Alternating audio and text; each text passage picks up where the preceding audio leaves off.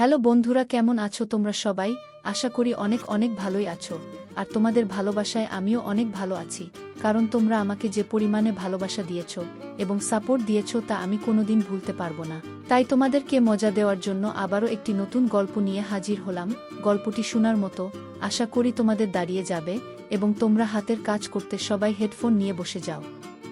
সেদিন প্রচণ্ড ঠান্ডা পড়েছিল, বাইরে ছিল হাট কাঁপানো ঠান্ডা আর প্রবল বাতাস। আমার ঘরের জানালা ঠিকমতো বন্ধ হচ্ছিল না, তাই আমার ভাগ্নে এসে বলল, মাম আমি আজ আপনার ঘরে থাকতে চাই। তার কথা শুনে আমি তাকে আমার বিছানার একপাশে জায়গা করে দিলাম। রাত গভীর হতে তাপমাত্রা আরও কমতে শুরু করল। হঠাৎ সে বলল, মামি ঠান্ডায় আর টিকতে পারছি না, আমি আপনার পাশে শোবো। আমি কিছু না ভেবে তাকে পাশে জায়গা দিলাম। তারপর মাঝরাতে হঠাৎ সে আমাকে, আমি অর্পিতা, আমি দেখতে অনেক সুন্দর ছিলাম, গায়ের রং ছিল একদমই ফর্সা, নিজের শরীরের অনেক যত্ন নিতাম, তাই আমার তেমন বয়স বোঝা যায় না। আমি সবসময় হালকা পোশাক বা ছোট আকারের পোশাক পরতে অনেক ভালোবাসতাম, যা আমাকে আরও অনেক আকর্ষণীয় করে তুলত। সেদিন আমি শহরের একটি পার্কের পাশে গিয়েছিলাম। পার্কের পার্কিং এলাকায় অনেক ভিড় ছিল। আমি একটু এগিয়ে দেখি আমার পুরনো বান্ধবী সেখানে দাঁড়িয়ে আছে আর তার ছেলে পাশে বসে রয়েছে। তার চেহারা দেখে মনে হলো হয়তো সে কোনো দুর্ঘটনার শিকার হয়েছে। আমি তৎক্ষণাৎ তাকে গাড়িতে তুললাম এবং হাসপাতালে নিয়ে গেলাম। তার অবস্থা খুব গুরুতর ছিল। হাসপাতালে পৌঁছে তাকে ভর্তি করালাম। ফর্ম পূরণ করার পর যখন আমি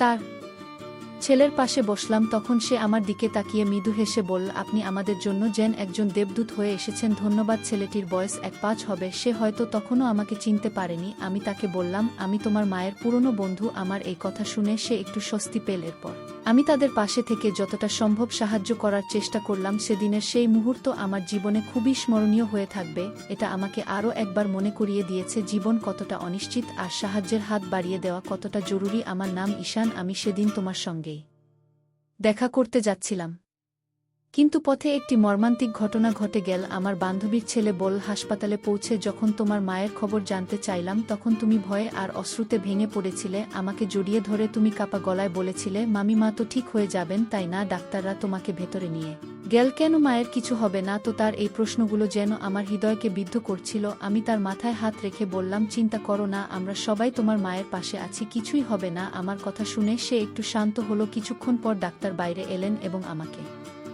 একান্তে তার কেবিনে ডেকে নিলেন। আমি আশঙ্কার সাথে তার কথা শুনছিলাম। ডাক্তার জানালেন তার মায়ের মাথায় আঘাত লেগেছে আর সেই আঘাতের কারণে তিনি কোমায় চলে গেছেন। তার কথা শুনে আমি স্তব্ধ হয়ে গিয়েছিলাম। ডাক্তার আমাকে জানালেন যে আমার বন্ধু বৈশালীকে পুরোপুরি সুস্থ হতে সময় লাগবে, কয়েকদিন, কয়েক মাস বা এমনকি কয়েক বছর। তার অবস্থার গুরুত্ব বিবেচনা করে তাকে আইসিইউতে রাখা হয়েছে। ডাক্তারদের কথা শোনার পর আমি বাইরে এসে বৈশালীর ছেলের সঙ্গে কথা বললাম। তাকে বললাম, ডাক্তার বলেছেন তোমার মায়ের চিকিৎসা চলবে আর তাকে কিছুদিন হাসপাতালে থাকতে হবে। আমার কথা শুনে সে উদ্বিগ্ন হয়ে বলল, তাহলে আমি কোথায় থাকব মা? যদি এখানে থাকেন আমি একা কিভাবে থাকব?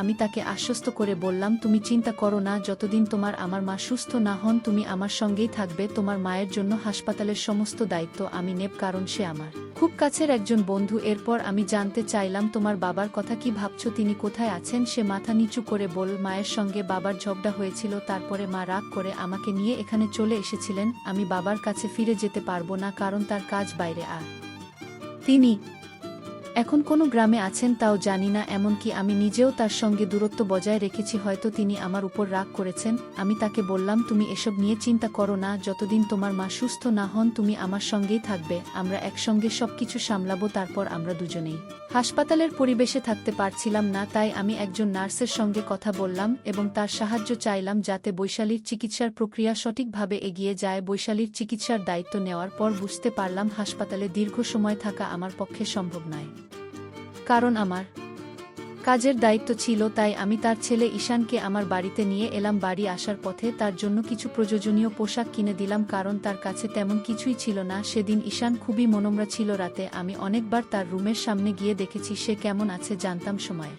সঙ্গে সঙ্গে সে স্বাভাবিক হয়ে উঠবে। পরের কয়েকদিন আমি তাকে হাসপাতালে নিয়ে গিয়ে তার মায়ের সঙ্গে দেখা করিয়েছিলাম। এছাড়া বৈশালীর দেখভালের জন্য আমি হাসপাতালে নার্সদের সঙ্গে কথা বললাম এবং তাদের সাহায্যের জন্য অর্থ প্রদান করলাম, কারণ প্রতিদিন সেখানে যাওয়া আমার পক্ষে সম্ভব ছিল না। ধীরে ধীরে ঈশান আমার বাড়ির পরিবেশে মানিয়ে নিতে শুরু করল, তবে বাড়িতে দীর্ঘ সময় কাটাতে গিয়ে সে একটু একঘেয়েমিতে পড়ে যাচ্ছিল। আমি তাকে বললাম, ঈশান, পরের বছর তোমার কলেজ শুরু হবে, তোমার শরীরও ভালো আছে, তুমি যদি চাও তাহলে জিমে ভর্তি হতে পার। আমার পরিচিত একটি ভালো জিম আছে, সেখানে তোমার ভর্তি করিয়ে দিতে পারি। এছাড়া তুমি ডান্স ক্লাস বা মিউজিক ক্লাসেও যোগ দিতে পারো, এতে তোমার সময় ভালো কাটবে এবং একঘেয়েমি দূর হবে। প্রথমে সে দ্বিধা করলেও আমার উৎসাহে সে জিম এবং ক্লাসে যোগ দিল। ধীরে ধীরে সেখানে তার নতুন বন্ধুরা তৈরি হলো এবং তার মন ভালো হতে লাগলো। ঈশান এখন নিজের জন্য আরও যত্ন নেওয়া শুরু করল। জীবন নিয়ে তার দৃষ্টিভঙ্গি ধীরে ধীরে বদলে যাচ্ছিল। আমার মনে হলো সে কেবল তার শৈশবের কঠিন সময়গুলো কাটিয়ে উঠছিল এবং তার সামনে একটি নতুন ভবিষ্যৎ অপেক্ষা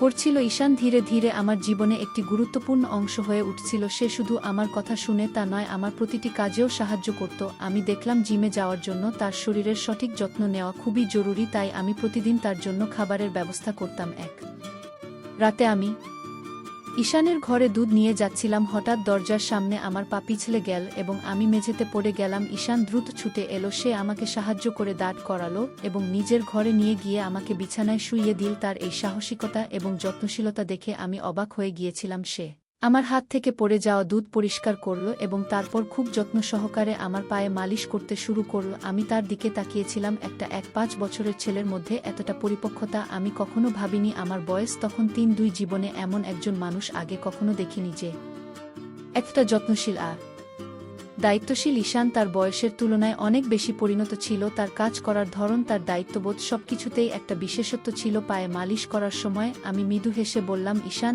আমি তো তোকে সবসময় ছোট মনে করতাম, কিন্তু আজ তুই প্রমাণ করলি যে তুই কতটা দায়িত্ববান। তোর এই পরিণত আচরণ আমাকে সত্যিই অবাক করেছে। সেদিন আমি প্রথম বুঝলাম মানুষের বয়স নয়, তার মন এবং কাজ করার দক্ষতাই তাকে আলাদা করে তোলে। ঈশানের এই যত্নশীলতা আমার জীবনে নতুন এক সম্পর্কের ভিত্তি তৈরি করল, যা শুধুই বিশ্বাস এবং পারস্পরিক সম্মানের উপর দাঁড়িয়ে ছিল। ঈশান ধীরে ধীরে তার জীবনকে নতুন পথে নিয়ে যাচ্ছিল। তার জিমে যাওয়া এবং নিয়মিত পুষ্টিকর খাবার গ্রহণের ফলে সে শরীরের শক্তি এবং মনে আত্মবিশ্বাস অর্জন করছিল। একদিন মজা করে আমি তাকে বললাম, ঈশান, এত শক্তি তোর কোথা থেকে আসে? তুই কি খাস যে এত তাড়াতাড়ি এত শক্তিশালী হয়ে গেছিস? সে হেসে বল, মামি, আমি এখন আর ছোট নেই, আমি বড় হয়ে গেছি। তুমি আমাকে এবং আমার মাকে যেভাবে সাহায্য করেছেন তার জন্য আমি তোমার কাছে চিরকৃতজ্ঞ। আমি এখন তোমার জন্য কিছু করতে চাই। তার এই কথাগুলো আমাকে স্পর্শ করল। ঈশান তার কৃতজ্ঞতা প্রকাশ করে, পাশাপাশি আমাকে সম্মানও জানাচ্ছিল। এরপর সে আমাকে বলল, মামি, যদি তোমার কোনো আপত্তি না থাকে আমি রাতে তোমার ঘরে থাকতে পারি। যদি তোমার কোনো সাহায্যের প্রয়োজন হয় আমি পাশে থাকব। ঈশান সত্যিই খুব যত্নশীল এবং সাহায্যপ্রবণ ছেলে। আমি তার প্রস্তাবে সম্মতি দিলাম। বাড়িতে আমি একাই থাকতাম, তাই আরামের জন্য হালকা পোশাক পরার অভ্যাস ছিল। ঈশান বাড়িতে থাকার সময়ও আমি আমার স্বাভাবিক অভ্যাসে কোনো পরিবর্তন আনিনি। রাতে ঈশান মৃদু স্বরে বলল, মামি, আমাদের জিম ক্লাসে অনেক মেয়ে আসে যারা স্টাইলিশ পোশাক পরে, কিন্তু আমি কখনো তাদের নিয়ে তেমন কিছু ভাবিনি, কারণ তারা তোমার থেকে তুলনামূলকভাবে কম সুন্দর মনে হয়। তুমি সত্যিই খুব সুন্দর। তোমার পরা পোশাক সবসময় তোমার ব্যক্তিত্বকে আরও আকর্ষণীয় করে তোলে। তার এই সোজা সাপটা এবং প্রশংসাসূচক কথা শুনে আমি মৃদু হেসে বললাম, তোর কথা শুনে ভালো লাগলো ঈশান। সেদিন আমি বুঝলাম ঈশান শুধু শারীরিকভাবে নয়, মানসিকভাবেও অনেক পরিণত হয়েছে। তার এই প্রশংসা এবং কৃতজ্ঞতার অনুভূতি আমাদের সম্পর্ককে আরও গভীর ও বিশ্বাস ভিত্তিক করে তুলল। একদিন সন্ধ্যায় ঈশান আমার কাছে এসে বলল, মামি, তুমি আমার জন্য যা করেছো তার জন্য আমি সত্যিই কৃতজ্ঞ। আমি মৃদু হেসে তার মাথায় হাত বুলিয়ে বললাম, তুই এত প্রশংসা করিস না, এখন ঘুমিয়ে পড়, সকালে তোকে ক্লাসে যেতে হবে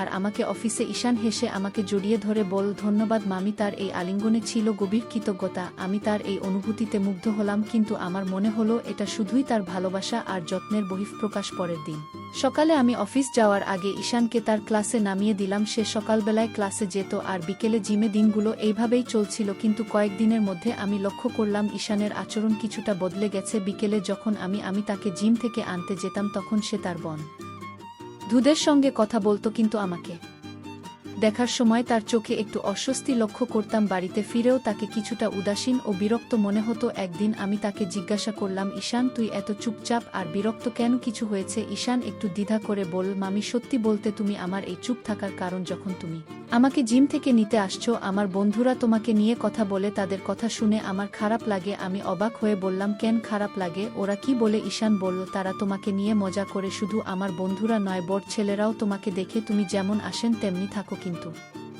আমি চাই না তোমার দিকে কেউ তির্যক দৃষ্টিতে তাকা, কারণ তুমি আমার জীবনের এক বিশেষ মানুষ, আর তোমাকে আমি সেভাবেই দেখি। তার এই কথা শুনে আমি বিস্মিত হলাম। ঈশানের মধ্যে যে একটা দায়িত্ববোধ আর সুরক্ষার অনুভূতি কাজ করছে তা আমাকে স্পর্শ করল। আমি তার কাঁধে হাত রেখে বললাম, তুই চিন্তা করিস না, আমি যেমন আছি তেমনি থাকব, তবে তুই এমন কোনো কিছুতে বেশি মন দিস না যা তোকে অস্বস্তি দেয়া। সেদিন বুঝলাম ঈশান শুধু বড় হওয়া নয়, মানসিকভাবে অনেক পরিণত হচ্ছে। তার এই যত্নশীলতা আমাকে তার প্রতি আরও মমত্ববোধে পূর্ণ করল। সেদিন সন্ধ্যায় ঈশান আমার কাছে এসে তার চিন্তাগুলো শেয়ার করছিল। তার মুখে একটা গভীর চিন্তার ছাপ ছিল। আমি তাকে জিজ্ঞাসা করলাম, তুই এত চিন্তিত কেন? ঈশান একটু ইতস্তত করে বলল, মামি, আমি আসলে বলতে চেয়েছিলাম যে তুমি শুধু আমার আপন। এই কথায় আমি একটু হেসে বললাম, এটা তো জানি, কিন্তু তুই এত সিরিয়াস হচ্ছিস কেন? ঈশান লজ্জায় একটু মাথা নিচু করে বলল, আমি আসলে তোমাকে খুব ভালোবাসি, কিন্তু মাম হিসেবে তুমি আমাকে এত সাহায্য করেছো সেটা আমি কখনো ভুলতে পারবো না। সেদিন রাতে সে আবার আমার ঘরে এসে ঘুমানোর বায়না করল, কিন্তু আগের দিন রাতে তার ঘুমানোর সময়কার অস্থিরতা দেখে আমি তাকে তার নিজের ঘরে ঘুমানোর কথা বললাম, তুই নিজের ঘরে ভালো করে ঘুমা, আমি তো পাশের ঘরেই আছি। পরের দিন অফিস থেকে ফিরে আমি ঈশানকে জিম থেকে আনতে গেলাম। আগের দিনের তার কথাগুলো মনে পড়ে গেল। একটু মজা করার জন্য আমি সেদিন একটু ভিন্ন পোশাক পরে গেলাম, যা আগের দিনের পোশাকের চেয়েও একটু ছোট হবে। যখন জিমের বাইরে দাঁড়িয়ে স্কুটির হর্ন বাজাচ্ছিলাম, ঈশান জানালা দিয়ে আমাকে দেখছিল। তার কয়েকজন বন্ধু তখন তার সঙ্গে ছিল। আমি তাকে একটু মজা করার জন্য চমকে দিতে চেয়েছিলাম। কিছুক্ষণ পর ঈশান দৌড়ে এসে আমার পেছনে বসে বলল, মামি, তুমি যা করছো সবই আমার জন্য স্পেশাল।